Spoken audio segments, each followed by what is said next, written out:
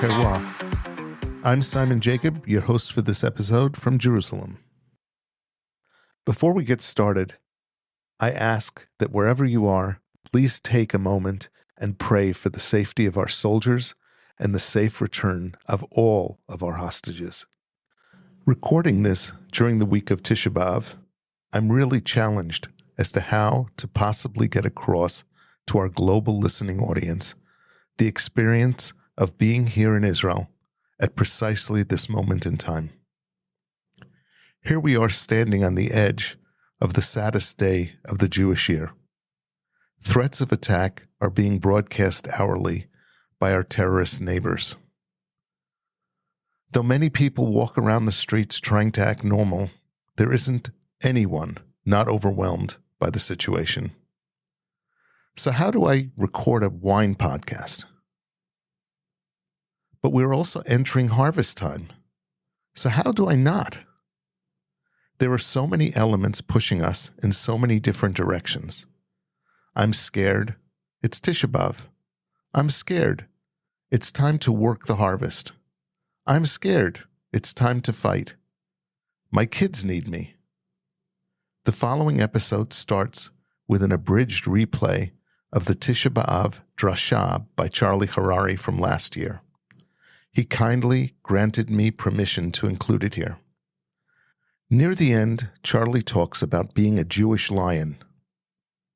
Our conversation that follows is with Ariel Bier, a husband, a father of 4 young children, a winemaker at Ella Valley Winery starting a harvest, a commander of troops in Gaza, a true Jewish lion who returned from Gaza in the middle of the night before our interview, who made time to talk to me, and who was that evening, last night actually, on his way back to Gaza before Tisha B'Av.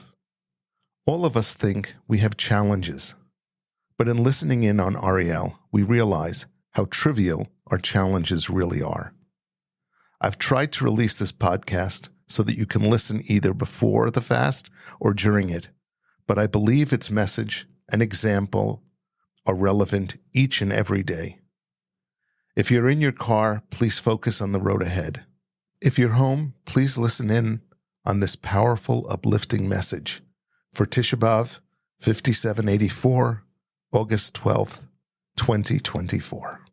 The story of the Midbar is a story of the Jewish people that stand up against something. And then when they turn to Canaan, they stand in front of Canaan and they walk in. And when they come out, the words they tell each other is, I can't. But if you look into the actual words, what they're saying is, V'nihi be'einenu kechagavim. We see these giants. How do you know they're giants? How do you know you can't take them on? V'nihi be'einenu kechagavim. Because, look at the words. It's unbelievable. They literally spell out their problems. Because we see ourselves in our eyes like grasshoppers.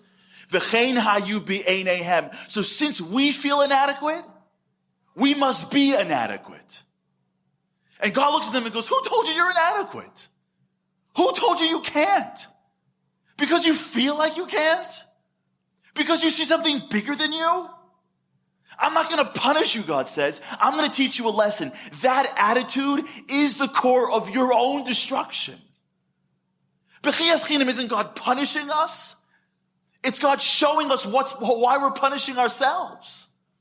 B'chiyas chinam is life when we look around at our lives and we cry tears of vain. It's the tears of, I think I can't, so that I can't.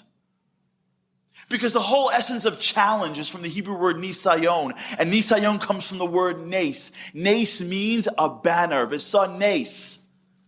Because the only way we grow in life is when HaKadosh Baruch Hu gives us a challenge. And so it is totally how challenges work that we don't think it's normal for us. Because if it was normal for us, it wouldn't be a challenge. The whole essence of challenge is, it's too much for me. That's what a challenge is. And the only way we fail in challenge is when we go, I feel like a grasshopper. I feel like I can't, so I must not be able to. Whatever's in your head right now of the thing that you can't, Chorban comes the minute you say, I really can't. And the sin of the Meraglim wasn't that they failed. The sin of the Meraglim was that they didn't believe in God enough, because even if they didn't believe in themselves, they should have taken the shot anyways. Because the greatest aspect of what it means to be a Jew is to stare down your challenge and say, I don't think I can, but God would never have given this to me if I can. So I'm going for it anyways. Because I would rather fail and fail and fail than not even tried. Because not trying is destruction. And God goes, how many years have I been doing this? Am I a little older than you? Do I want to win more than you want you to win? How about this? How about you believe me, that I believe in you more than you believe in yourself? And when a Jew walks his life and says to himself every day, God believes in me more than I believe in myself, you become invincible. Every morning they taught us, we say, Modeh ani lefanecha melech chai v'kayam, shehechazarta bi nishmasi, bechemla rabba emunasecha. The Chassam Sofer says, you're not saying it right. The way you're supposed to say it is this. Modeh ani lefanecha melech chai v'kayam. I stand before you and thank you, God, melech chai v'kayam, the coach of coaches. Shehechazarta bi nishmati. You gave me back my soul. You put me on the court. Bechemla, with love. Kama. Rabba emunasecha. You have a lot of faith. In whom? The Chassam Sofer says, in me. In my core, I say, maybe he believes in me more than I believe in myself. The fix for this period of time, the fix for the core of destruction, is a bunch of Jews that walk through their lives and say, as big as it looks and as scary as it can be, it wouldn't come my way if I couldn't overcome it. And when we believe in that, we become a piece of Kalev ben Yefuna. We become a piece of Olo Nalev and Nirashnoso. We become a piece of that small voice that says, let's fight, let's push, let's go. I would rather die in battle than sit behind the banks and stay in the camps. If we really want a life of Geula, we don't have to wait for someone to knock on the door and say, it's Mashiach. You want to this time really sit on the floor and say, I want Geula? Then we stand up and say, every single challenge in front of me, I know is there to build me. And I will not fall into the same trap as the spies ever again and say to myself that because I feel like a grasshopper, I am a grasshopper. If God put me by the banks of the river of the promised land, I'm going in no matter what. Because that's what God wants of us. There's 216 hours in the 9 days. Do you know why? Sfas Emes. It says because 216 is the gematria of Aryeh. You know what God wants from us during this period of time? Not to be broken, not to be upset and sad. God wants us to become lions. He wants us to stand up and say, no more.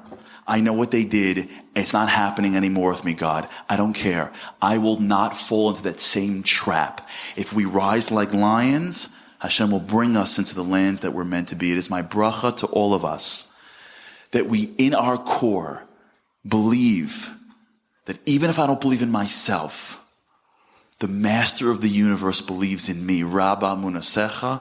We fix the challenges brought to us by the spies and become the lions that all of us are meant to be. Ariel Bier, welcome to the Kosher Terroir. Hi. Where are we sitting right now? First of all, it's a pleasure to be here and finally sit down and talk. Right now we're in the lab. We're in the heart of the winery where every decision is made. Harvesting or production. I work in multiple wineries, and I'm consulting another 3 or 4 wineries, depending on the time in the year. Yeah. I'm trying to split my time and my vision between the wineries. Every winery comes with an owner that have his own path and his own ways of production and marketing. And in Pear Winery, when I came there, I sat down with my partner, Shlomo Aini, and we talked about money and how much we're going to produce and stuff like that. And then I asked him, okay, what type of wine do you want me to make? He took off the table, then walked away and says, you're the winemaker. Do whatever you want. And for me, it was a dream come true that someone give me 100% of the trust to do, to play with my art and to see my vision come to life. I think that's what gave me the opportunity to come to Ella Valley as a chief winemaker. And here, Yaakov also said similar stuff. He said, you're the winemaker, I trust you. He's a great man. And we sat down and talked, and he said, listen, Ariel, you're the winemaker, I trust you. You know the vines and the vineyards better than anyone else. Do the best that you can do, and I'll manage the sales. And that's what we're doing today. So how long have you been here at Ella? I started in May 2023. Okay. I did the Harvest 23, and then on October 7th I was drafted. And since then, I'm splitting my time between the army and the winery. So one of the reasons I called you is I saw a Facebook post. And I thought, wow, I need to talk to this person. Oh, you're being called by one of your key employees. Go ahead. Hey. אז שים את זה בבקשה בקנקן גדול בצד, ואת כל השאריות שנשארות לך תאחד לתוך אותו קנקן מותק שלי. בסדר? מצוין. Excellent. So who's this employee again? That's my oldest son, Itan. He's 11 years old, and during the summer I bring him to work to teach him the art. Right now he's taking samples and just squeezing the clusters? The clusters, yeah. to have the information about harvesting time and to take the decisions. כן חמוד. מצאת? יופי. Okay. Very cool. But that one of the reasons that they're here is also that you can spend some time with them. Right. Because your time is really kind of compressed right now. There are many people who don't know how to raise, who don't know how they have enough time to raise their children. You have how many? I have 4 kids. Okay. 4 children. Four children. 4 kids. 11, 9, 7, and 10 months old. Okay. So there are many people who just balancing 4 children is a challenge, especially with work. No, go ahead. You can answer. Go ahead. Come. בוא שאל. אתה רוצה הפסקה? אתה יכול. שטוף את עצמך ולך למרכז מבקרים, תבקש שהם שיתנו לך לשתות משהו. טוב? Sorry. No, so there are always challenges, but it's interesting because kids have a challenge of time. You know, you can only put them off for so long. You need to handle things when you need to handle them. But you're also involved in a winery that's going into harvest, and you can't really push off harvest. You can say, you know, I'll deal with it, but it's very hard. And at the same time, you're going off to Miluim, which is also another one that the time is very fixed. The time is very fixed. You can't say, yeah, well, I'll get to Miluim next week. You know, like, Which? So I was looking at that balance in your post, and I said, I have to speak to this person. How do they do it? How do they handle it? I can even see behind your desk is you're ready to go to Miluim immediately. You've got your equipment to be able to just jump. So, first of all, I have to say the biggest thank you to my wife. She's the queen of the house, and she's managing everything. She sacrificed so much of her own career and dreams, so I can pursue mine. And she's amazing. She does everything. She takes them to the doctors, and she does the grocery, and she takes care of the house and the kids all the time. And my kids born into the wine world. My eldest son is 11. I started in 2012, if I'm not mistaken, as a simple worker in Shiloh Winery, and my wife, and he was born into this world, so they already used to it, and they know that at the summer they go into vacation with my family and with my wife's family, but Abba is at home at work working. That's the harvest season. But on the other side, we're trying to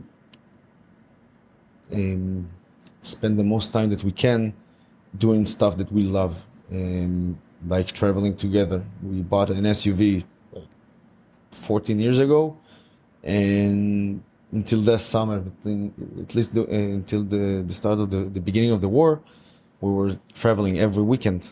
We took the kids, no matter what, Yom Shishi בבוקר or Yom Chamishi בלילה, just taking them to have some time with Abba. And Baruch Hashem, we're doing our best. Now we're in a very complicated times. We have harvest, we have family, but the main sorry, I don't have words because it's you're raising so much emotion into this sentence. It's not a regular war. It's not a regular cycle that we have here every few years against Hamas in the Gaza Strip. I was serviced in the IDF during 2008 and 2009. That's my third or fourth time that I'm going to Gaza, and every time was it was like a routine, you can say. They shoot at us, we fight them, and then we do some maneuvers in this Gaza Strip. This time it's different. The massacre and the brutality of the attack in Simchat Torah is something that we cannot disconnect our emotion, and that's the first thing that we have right now to take care of: the safety and the security of our kids, of our next generation. And it's take kedimut to everything. It's prioritize, even if it says that I will not have time to be with my kids, or if the harvest will be only 80% and not 100% as we wish it was. Going to war and coming back for 48 hours, or coming back for a few days, and then going back to war, it's almost like it's a commuter war. People are like driving to war and then finishing, getting back in their cars and coming home. It's really pretty crazy. It is, and the tricky part, or the most hard part, is not the physical part. I haven't slept for the last 2 weeks, but it's okay. We're used to it. The hard part, or the complicated part, is the emotional part. Right now we're sitting in the winery. Everything is okay. Everything is chill. We have an amazing air condition, and probably soon one of my workers will bring us some wine to taste. But my head and my heart is with my other kids. I have 29 kids at the army now that I don't know what's going on with them. I just text them and ask my second in command what's going on. what are they doing today and what happened in the schedule. And on the other side, when I go to the army, I'm doing the same to the winery, texting my Benzi, my winemaker assistant, and Dol, the work manager here, all the time. Like, what's going on? How the harvest is going? How the grapes are developing? And it's a split. And in all this mix, I'm also trying to talk to my wife sometimes. And most of the days we get 5 minutes call in like 2 a.m. Everything okay? The kid was fine. You need to take one of them to the doctor, or there's something missing in the house. Like very technical talks, because That's what you have time for. that's what we have time to. And if you start to put a little bit of emotion into the calls, you're gonna break, and she will start crying on the phone, and then all the pressure that comes from the home will be too much to bury in this situation. So we try to minimize the talk to practical, and then when I'm coming home finally, then everything is thrown out, and we have a decent conversation and quality time. I don't know how you can possibly handle it, but Baruch Hashem, you do. So I'm just very thankful. Very thankful. First of all, it's a good place to be. I also was in Givati in 2007. And first of all, שיבוא בשלום ויחזור בשלום. Amen. Amen. And only רק בבריאות. Yep. Our dream is always that our grandsons and kids will not have to do it. And the reality is different. Yeah. All we have to do now is send them, to give them the best education we can possibly do, build them as men and women the best we can, and hopefully, and pray to God that they will come back home safe and sound and with no harm. Please God. Please God. Status. How did you get into wine? What was your first exposure to wine? That's a fun You said story. Shiloh, but before that. Yeah. So first of all, I was my family always had wines at home, and we always had some types of wines at home. Like my grandmother and grandfather used to buy from the Masrek, if you remember the winery. Yes. And this was our like family winery. We used to visit there as a family and stuff like that. So wine was always in the background. But my father likes Scotch more, so I forgave him. I have a love for Scotch as well as wine, so my father have a very good friend lives in Long Island. So every time he visits in Israel, he used to bring us a bottle of Scotch, and he always says that you start in Scotch, and as you age, you develop yourself and start drinking wine. So apparently that's what happened with me. But I went to study practical engineering in industrial engineering, and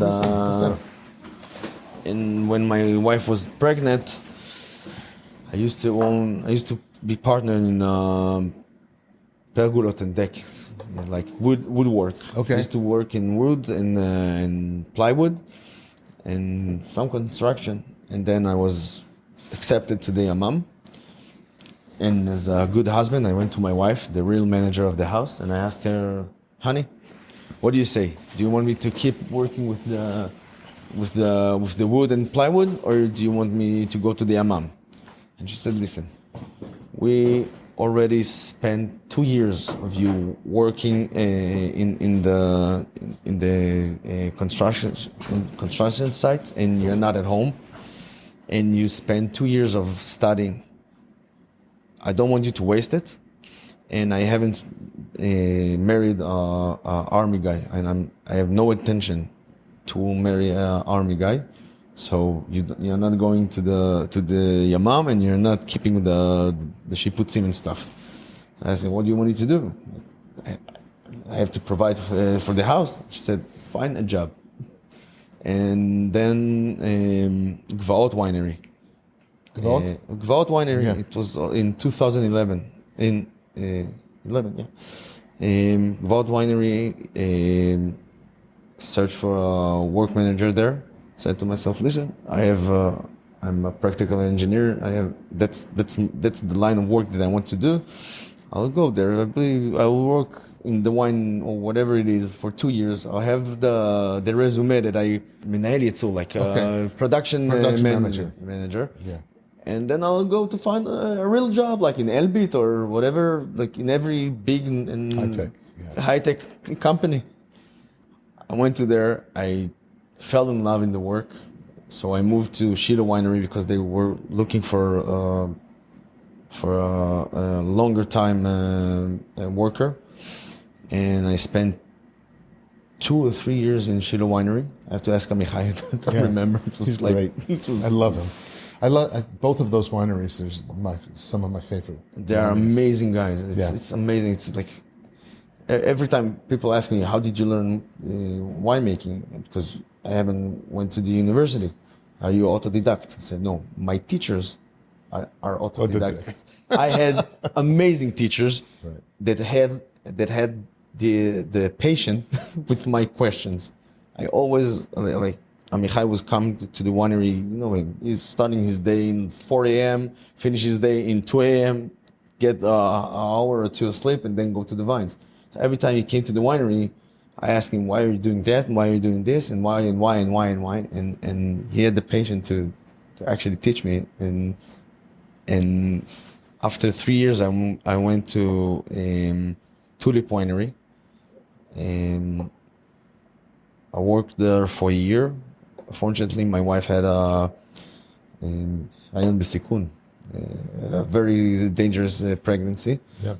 And we have to move back to Jerusalem area to be close to our families. So I came to Yerushalayim, and I worked with Yaakov Uria, that is my mentor for life. And I work in Livne. Livne. It's a very small winery in Sde Moshe. Yeah, I'm sorry. Yes, I know that very well. I was there for a year, and during this year I also worked here in the winery as his winemaker assistant. Unfortunately, 3 weeks before harvest of 2017, our family had a severe car accident. I was injured very, very, like very, very bad. And I remember the call. It was in Motzei Shabbat. I called him Yaakov, and I told him, "Listen, Yaakov, I have a problem." It was in the 7th of June, 2017. And I called Yaakov and said, "Listen, Yaakov, I have a problem. I don't think that I'll be able to come to the winery to the harvest." He said, "Yeah, I know you. No matter what happened to you, I know that you'll be in the harvest because you're too dedicated to the work and to the winery." I said, "Listen, Yaakov, I'm at the hospital. I had a severe car accident. I didn't know even if I'm going to survive. It was that severe. I broke multiple bones in my body, and I had head trauma. But the first phone call that I had was to Yaakov, so he can find another workers." Baruch Hashem, after a year of recovery and a lot of work with physiotherapist and hydrotherapist and everything from everyone, and a lot of help from family and friends, I was able to regain some mobility and go back to work. And I went to Yerushalayim Winery to work with Sam Soroka. Yeah. And then with Leo Laxer. And here we are today. Wow. I always say that as a winemaker, 80% of our work is in the vines, to grow the grapes. Another 15% is not messing it up in the winery, to produce the wine and in the full potential that we got from the grapes. And the other 5%, it's the hardest part. That's the blending. Some wines just click, like 2 seconds of work. Like you try it for the first time, you know exactly what you want to do, and you understand what each barrel can do, and you like flow it, and everything goes perfect. Some wine can be, it's not the right term, but can be stuck in my head for days, and you're not happy one time and again and again and again, and you send the wines to 3 or 4 guys that you trust them, that they know how to taste wine and they understand the philosophy behind my wines, and you ask them their opinion, and some days you can just get answers like, it's not there, wait for it, it's not there, it's not there, and you play it again and again and again, and like you said, you add another 0.1%, and the wine just clicked, and it's working. And sometimes even that 1% doesn't work. I had a wine in Pe'er winery. First of all, I'm a big fan of blends. I always think that I believe that every wine can get better if you added something. Yeah. So I had a plan to do a wine with a skin maceration, Chenin Blanc and Roussanne. That was my dream. I had it in my mind. I knew exactly what I wanted to do, and I harvest the grapes, and they ferment different separately. And the Chenin Blanc had some oak in it. And then we came to the blends, and it didn't work. It didn't work again and again. No matter what I did, no matter which percentage that I work with, didn't work. So in 2020, we decided to bottle them differently. So I have a Chenin Blanc and I have a Roussanne, 100% clean and great wines. Until today, I don't understand why they didn't mix together, why the blend didn't work. But the fact is that together, the wine was not there. Separately, they are amazing. And in 2021, I had a customer that wanted to do Colombard, French Colombard. And he had some leftovers, like 50 liters or something like that. So I said, okay, what I'm going to do with 50 liters of French Colombard? And I already harvest my Roussanne and Chenin Blanc for the Ayala, the wine that I wanted to do. And again, the blend didn't work. Roussanne, Chenin Blanc, amazing wines. Both of them are great. Mix them together, it doesn't work. Yep. So I said, okay, let's add those 50 liters of Colombard. And until today, I think it's one of my best wines I ever made.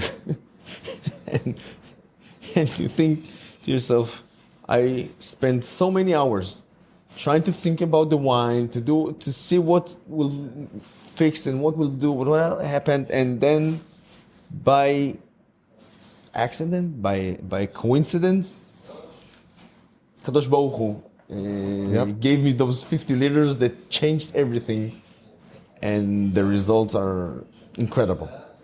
So Yaakov can do it by purpose most of the time. Even he doesn't. One of the things I like the most about him is he's honest. When he makes a mistake, he's the first one to say, "This was totally by chance." He's amazing. Yeah, there are very few winemakers who have the courage to be able to say those things. Yeah. That's the reason he's my mentor for life. Right. Every decision that I had to take in my career was, first of all, a phone call to Yaakov to ask him, Yaakov, what do you think? Is that the right time? Is that the right thing? Not as a net, a safety net, but as a mentor that knows me, that knows the past that I had, and see a bigger picture that I can see from what I can see now in my age and my perspective. And you haven't wrong yet, so Baruch Hashem. Baruch Hashem, he's very special.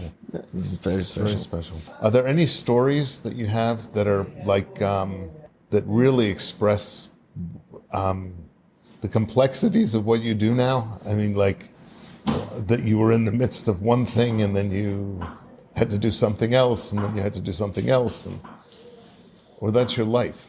First of all, that's our reality today. In 2020, I know that I'm going back to this. Particularly, it was a very hard harvest for me. I was Sam Soroka left Yerushalayim Winery in 2019. So in 2020, it was Lior Laksa. I remember when that happened. And I had the biggest harvest I ever done in my life, and I had Pear Winery to do. So I used to finish working in Yerushalayim Winery around 11 p.m., driving to Pear Winery, starting to work there around midnight, finishing the work at around 3 or 4 o'clock, getting some sleep, and then go back to Yerushalayim Winery. And one day we got our Syrah and Grenache for the black ship. And we worked, and then we processed them and everything. And then my worker came to me and said, I was sure that we'll finish the wine. Like I had a ton of Syrah, a ton of Grenache. They set with different tanks, and I was sure that we'll finish the work. And I was exhausted. And then he said, listen, Ariel, we still have 200 kilos of each and some Rosan, because I harvest the Rosan to mix it with the reds. It's one of my favorite method to add some white into the fermentation. It's a very new technique. They do it in the Rhone Valley for the last 500 years. Yes. Very new. I looked at him. I was so tired. I said, "Listen, just mix them together in one tank and leave it. Like whatever happened will happen, and everything will be fine." And then we let it ferment together. After a few months, we tasted the wine, and I saw a big difference between the Grenache Syrah that ferment together, and the Grenache and Syrah that didn't ferment together, but we mixed them together. So I said, okay, I'll put them in another barrel, different barrel, to sit there and just for me to learn, to see what's going on. And then a few months later, I gave it to one of my friends to taste. He said, listen, it's a whole new level. It's something else. I gave it to another one and another one. All same the same. There's a different wine here. It's not the regular black sheep that you do every year. And in my head, it was like, they're my friends. They're nice to me. So I'm a very young winemaker. I want to raise my morale. But then David Silverman came to take some photos in the winery. He said, okay, he's clean. He doesn't know me as a friend. He just is a professional. And I gave him the wine. He said, listen, the difference here is the wine that's fermented together, the co-fermentation is 10 years developed more than the one that you just mixed together. And we decided to bottle it separately. We called it Unicorn. And until today, I'm saying I didn't do anything with these wines. Like the grapes and Kadosh Baruch Hu. I didn't do anything. It was like a mikre that I was too tired. I was too busy in other stuff that Kadosh Baruch Hu gave me this wine as a present for all the hard work. We're not selling the wine. I decided to give him a very high price, so we will not sell the wine. So I have the opportunity to open those wines with my friends. This is wine for me and my family and my special guests and stuff like that. Wow. The comments are very good. People like the wine, but we're not selling it. It's for me and my friends. And last night, I haven't slept for the last 2 weeks in the IDF and the Miluim. And I came today to do the harvest, get the grapes, and tomorrow night I'm already going back to the army. So wow. Life are mixed all over the place, and Bezrat Hashem. Please God, it should calm down, but pop it, in a good way. In a good way. Good way. All we have to do is to pray to God that we finish the work hard and fast, that we can promise security and peace to our kids, to our next generation. Personally, I don't mind the cost. anything happen, whatever have to happen will happen. Kadosh Baruch Hu is the one who guided us. We're willing to do every sacrifice that we need to do. But please, if anyone hears us, please just let us win to finish this once and for all, and to make sure that our kids and our grandson doesn't have to do it in the next 100 and 200 years. Yeah, over and over and over again, right? 100%. What's your favorite wine? There is no favorite wine. Okay. It's depend on the people that I'm drinking the wine with, the environment, and the food. My wife likes champagne, so the best wine for me is champagne when I'm sitting with my wife. Personally, I have a huge admire to Chateauneuf du Pape. So when I sit with my friends from the wine world, we'll open something like that in the region. Yep. So everything is depend on the social part, and the wine for me is the escort. It's not the main event. It's Yeah. a good escort for the event, and sometimes it can do the event very well, and sometimes it can just ruin the event because you brought the wrong wine, or the wine was spoiled or something like that. Which champagne do you drink here? Because there's so many new ones. There's so many people coming out now with sparkling wines that are just amazing. So my wife have a very very high tone taste. Expensive taste? Very expensive taste. Right now we have Drapier. What? Drapier. Okay. And she likes, so I have a few cases of Drapier at home, and she likes Golan Heights Blanc de Blanc, Yeah. and some, I have to check what the rest that we have, but we have like a full shelf in the wine room just for her champagnes, and she's Very cool. Very cool. Whatever she wants. What would you like to experiment with in the future? What are your dreams going forward? That's amazing question.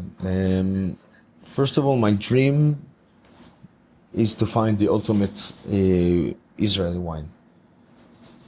When I started, we tried to mimic wines from Napa Valley in California and Bordeaux. And I think that today, Israel as a wine industry and as a wine country, I think that we need to find wine that is coming from Israel, that talks our food, our culture, our environment, our way of life. And winemakers in my generation are looking for that, and for me, this is my dream, to find a wine that says, this is Israel. This is what we know to do better than anyone else. Give me a hint. Which wines do you see going in that direction? So right now, I'm trying to focus our Ella Valley winery in Mediterranean varieties. I think that Carignan, Grenache, and Morvel. Personally, I had a very hard experience before it, so I passed Morvel. But Carignan, Grenache, Syrah, those types of grapes that can yield very well in Israel and can have phenolic ripeness in Israel, and we don't have to harvest them in 15 boumet to get 14.5 or 15.5, and even sometimes 16% alcohol. I think it's too hot here in Israel to drink heavy and oaky and alcoholic wines. So I'm trying to play with with colder maceration and colder fermentation. Here in the winery, we're not even crushing the grapes. We separate the skin, the berries from the stems. From the stems, yeah. And we ferment them in berry by berry, not a full cluster, but berry by berry. And the result that we're getting, it's less of a color. We're missing some of the color, but on the other hand, the fruitness that we get from the wine and the complexity that we get from the grapes, it is amazing, and hopefully we'll see good results. I think that as a winemaker, you have to, when you go to produce your wine, you have to look at the crowd that will buy the wine. In the end of the day, we do what we do because we love the work and we like the experience and everything here is like, I'm coming to work every day with a smile. But in the end of the day, the customer has to be the one who's smiling in the end. And if he doesn't understand what you wanted to say, he will not buy your wine. So in every experience that we do, we try to understand what the customer will like in the end, what the customer will get from the experience that we do now. And I think that when I'm looking at the winery, and I'm looking at my friends at home they are not in the wine world, like the regular Israeli, the food that they eat, the time that they drink the wine, the people that they drink the wine with, those types of variants are the ones who sit in my back mind and say, you need to do this or that in your wines. Very interesting. Have you thought about, because your original start was in Gvot, Shivi Drori, with these varietals, the very beginning varietals like Debuki and what have you, and Betuni. He makes a crazy Betuni out of that's almost like a Pinot. It's so special. I thought about it, and like 2 weeks ago, I had a conversation with Itai Munitz from Munitz Winery. Yeah, we just talked Itai. about that. He's a very good friend of mine, and I told him, listen, I really understand why people go to this way. Personally, because I know Shivi, and I know the work that he had, and all the efforts that he had to do to get the place that he got. Yeah. As from respect to him. And the people who sacrifice so much work, I will not touch those varieties in the next 10 years. I want them to have full record and full For them to complete their work. Exactly. Yeah. I don't want to be the one who rides their success. I want them to have the full reputation, or and one day I will work with those varieties, and one of my dreams is to work with a variety called Yael. Yeah. One day, Yeah. I will, but not right now, because I think they have It's still in מגיע development. להם. לא, Yeah. פשוט It's also מגיע להם. מגיע להם ליהנות, to enjoy the success for their hard work, Right. and to let them to complete their work. But yeah, I'm amazed by how many young, you brought up Itai Munitz, but I'm amazed at how many young winemakers are in Israel that are just doing incredible work here. It's just awesome. It's awesome. I think that as a high-tech country, people are finally have the time and יכולת. Yeah, the wherewithal to drink these wines? Exactly. Yeah. They have the time. They have the opportunity, the ability to buy and to spend money on that. As a Yerushalmi kid, I remember my father. I said in the beginning, we had wines at home, but we were different we were special in the neighborhood. People didn't. Wine wasn't a thing when I grew up. When my friend came to my house and saw us drinking wine or drinking scotch, they were like amazed that my father let me drink in like 13 or 15. And finally today we have culture, and you see my kid here, my son. I think that his generation will finally be a generation with a wine culture, not only wine drinker, but with Israeli wine culture, and it's amazing. I thank you. You've given me a lot of your time, so With pleasure. really, I thank you very, very much. It was a pleasure, and it was a very needed break from all the thing around, and you just gave me focus again to do what. The head was so spread around, and now after this conversation, I think I had like focus to focus on my work, focus on my family, focus on the IDF. So thank you very much. Thank you very much. You too. לכל עם ישראל.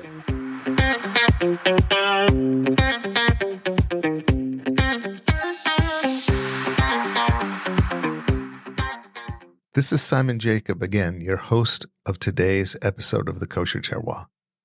I have a personal request. No matter where you are or where you live, please take a moment to pray for our soldiers' safety and the safe and rapid return of our hostages. Please subscribe via your podcast provider to be informed of our new episodes as they are released. If you're new to the Kosher Terroir, please check out our many past episodes. And thank you for listening to the Kosher Terroir.